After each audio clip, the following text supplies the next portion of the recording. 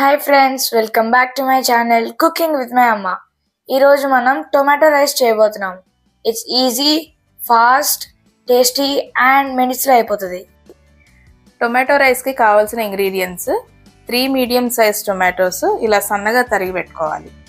పుదీనా, కరివేపాకు, కొత్తిమీర, 3 పచ్చిమిరపకాయలు, జింజర్ గార్లిక్ పేస్ట్, కారం, ఉప్పు, పసుపు, కొద్దిగా గరం మసాలా. ముందుగా స్టవ్ వెలిగించుకొని 3 to 4 టేబుల్ స్పూన్స్ ఆయిల్ వేసుకోవాలి.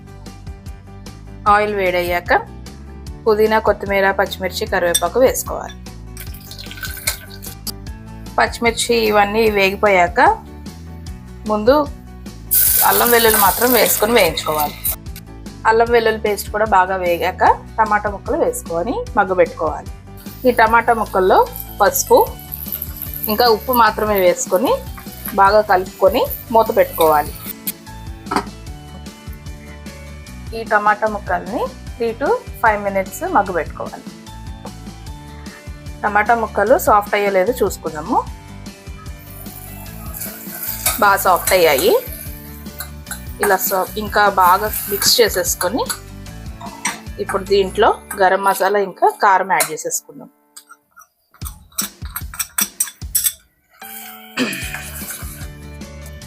ఈ టమాటా ముక్కల్ని కారం, గరం మసాలా వేసేసుకున్నాక బాగా కలుపుకొని 1 to 2 minutes మూత పెట్టుకుని సిమ్లో ఉడికించుకోవాలి.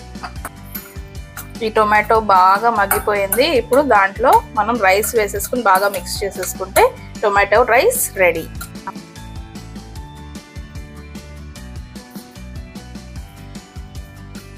ఇలా బాగా కలిపేసుకొని సర్వింగ్ బౌల్లోకి తీసేసుకుందాం.